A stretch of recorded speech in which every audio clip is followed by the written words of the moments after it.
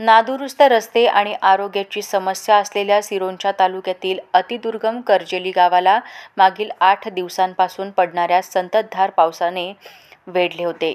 अशातच येथील सोनी संतोष आत्राम या गर्भवती महिलेला 9 महिने पूर्ण झालेत. महिलेचे प्रसूती शनिवारी असल्यामुळे दवाखान्यापर्यंत पोहोचणे कठीण झाले होते. ही माहिती तहसीलदार तोटावार यांना कळताच त्यांनी आपत्ती व्यवस्थापन आणि SDRFच्या टीमला घेऊन कर्जेली गाव गाठले.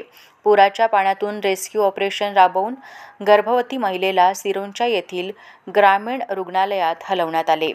बारमाही रस्त्यांची प्रतीक्षा, पावसाळ्यात गावाला बेटाचे स्वरूप, स्वातंत्र्याच्या अमृत महोत्सवी कर्जेली गाव उपेक्षितच.